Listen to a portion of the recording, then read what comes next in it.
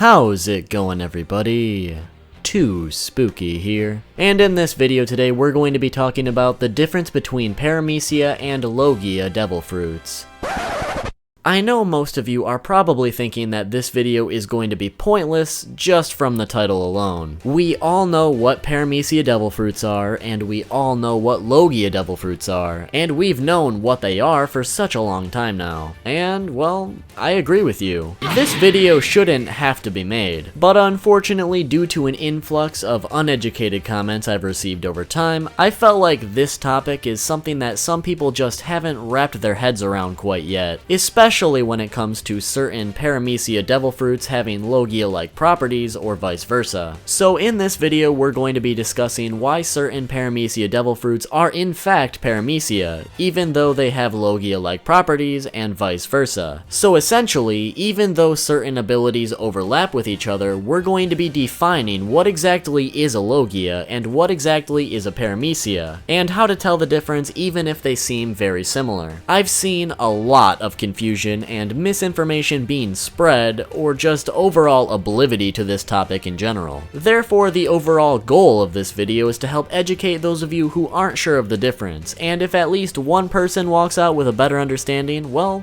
this video will have been worth the effort. On top of that, we're also going to be going over a couple devil fruits whose classification is still debated to this very day. So even if you think you know all there is to know, maybe you'll see a different perspective or walk out with a better understanding than before. So let's begin with what exactly makes a Logia and a Paramecia a Paramecia. A Logia is classified as a devil fruit that grants its user the ability to become or create a seemingly endless amount of a specific element of nature, or force of nature for that matter. For one example, the Goro Goro no Mi or Rumble Rumble fruit grants its user Enel the ability to generate, create, control, and transform into lightning. Each Logia fruit also has its own unique properties and abilities depending on the element or force of nature it contains. For example, on top of being able to turn into electricity or strike people with lightning bolts, Enel is also able to hear almost anything within a certain range by listening to electrical sound waves that travel throughout the air. So each Logia devil fruit can grant different abilities on a fruit-to-fruit basis rather than all of them having the same general makeup of abilities. One thing that Logia users do have in common is that pretty much all of them are intangible and cannot be hit by normal attacks. Instead, they can only be hit by hockey attacks or their natural weaknesses, like fire being weak to water. This also includes solid elements like ice, as seen with the Hi no Mi or Chili Chili fruit, which even though ice is a solid, it still allows attacks to pass through the individual, granting Kuzan intangibility. But for some reason, the Yami no Mi or Dark fruit is not intangible like other Logia, making many people think it's actually a Paramecia,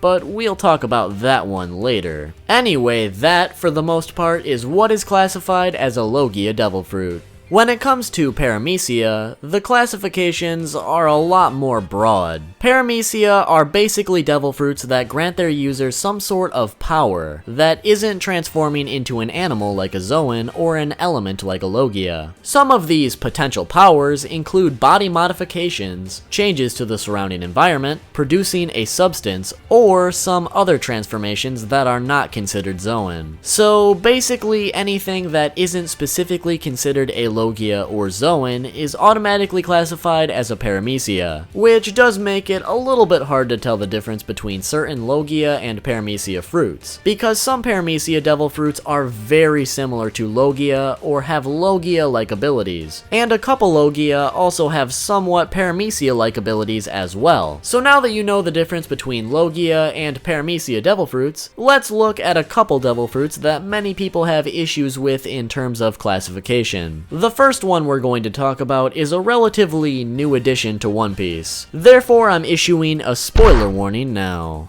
I'm referring to the Mochi no Mi, or Mochi fruit, which was consumed by Charlotte Katakuri. This fruit is probably the most confusing to some, because when it was first introduced in Shonen Jump magazine, it was originally classified as a Logia devil fruit, but then in the volume release of the same chapter, it was changed to what is called a special Paramecia instead. You may be thinking, what the hell is a special Paramecia? To be honest, I'm not even entirely sure myself. Other than the term special paramecia, we were never given an explanation of what that even is, or what's so special about a special paramecia. My guess would be this. The Mochi no Mi grants Katakuri the ability to transform into Mochi, create Mochi, and control it, which does sound strikingly similar to a Logia devil fruit, except for the fact that Mochi itself is not an element or force of nature, therefore making a special paramecia a paramecia devil fruit with Logia-like abilities. Or, simply put, it's essentially a Logia devil fruit comprised of something that is not exactly found in nature. This is also excluding Devil Fruit Awakening. Instead, we're just going off of the unawakened abilities. Otherwise, the Ito no Mi, or String Fruit, could also be considered a special paramecia, because through its awakening, it also gains Logia-like abilities. But at the time of making this video, it is still considered a regular paramecia, and the Mochi no Mi is the only special paramecia to date. So although the Mochi no Mi started out as a Logia in its first appearance, this was later backpedaled and changed to a special paramecia instead. And even though we don't have a clear-cut answer as to what that even is, it basically stems from having Logia-like abilities, at least that's my guess. But because it is not an element found in nature, it is officially classified as a paramecia. So hopefully that clears up any confusion with that one. The next fruit we're going to talk about is the Yami no Mi, or Dark fruit. There's a lot of debate and controversy floating around with this one, and in the process, many people claim that this devil fruit is something that it's not, and I'll be sure to explain why. This devil fruit is a Logia, and this was confirmed by Blackbeard himself in the manga. It allows Blackbeard to create and control darkness, along with some other very unique abilities like nullifying other devil fruit powers, to name just one. But the reason many people argue about this fruit actually being a paramecia is because it does not allow Blackbeard to become darkness, meaning he cannot become intangible like every other Logia fruit, making this fruit seem a bit out of place with the other Logia, especially with all the additional abilities granted with this one. It could easily be argued that this is, in fact, a paramecia. But although you could argue that fact, it's simply not true, and unless it's changed at some point in the future, it will forever be a Logia. Although I do understand most of the counter arguments, they are simply not enough. Like we discussed with the Mochi no Mi, a Logia needs to be a force of nature or element to be considered a Logia. And darkness is considered a force of nature, or depending on how you look at it, it could even be considered an element, though not exactly. Similar to how the Pika no Mi or Glint fruit is comprised of light, this fruit is essentially the exact opposite: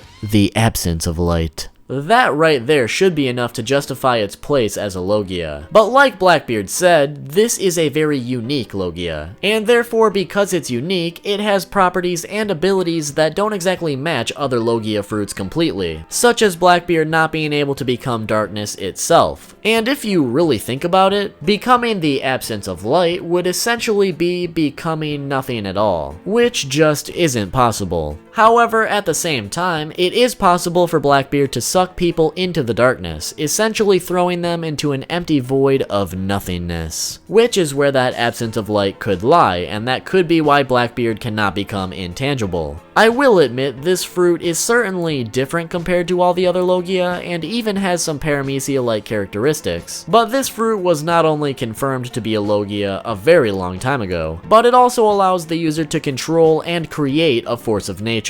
And although he isn't able to become intangible, that doesn't mean this fruit isn't a Logia. Instead, it simply means that not all Logia are able to become intangible, or at the very least, it could just be an exclusive trait to the Yami no Mi. But even without intangibility, this fruit is capable of doing things that not even a paramecia could, instead furthering what it means to be a Logia and control nature, rather than falling short. Because this fruit is considered Logia, even without intangibility, it really widens the line of what could be considered Logia instead of Paramecia. Because there are a handful of Paramecia devil fruits that many people believe are actually Logia, or at the very least should be. And we will talk about those next and why they really are Paramecia instead of Logia. Many people mistake the Doku no Mi or Venom Venom fruit as a Logia, when it is in fact actually a Paramecia. And with this one in particular, I can certainly understand why someone could easily confuse it as a Logia. At first glance, it does appear as if Magellan can turn himself into poison, which would mean he's essentially transforming into an element, and therefore could be intangible. But the thing is, Magellan can't actually transform into poison. Instead, he can only produce it and control it. So when his body appears to be made of poison, it's actually just his body covered in poison that he produced. The poison itself is also not really an element or force of nature per se, so in that aspect it's more of a superhuman ability. That right there is the distinct reason that this is a Paramecia, because it's not an element, and Magellan cannot transform himself into poison like a Logia user would be able to.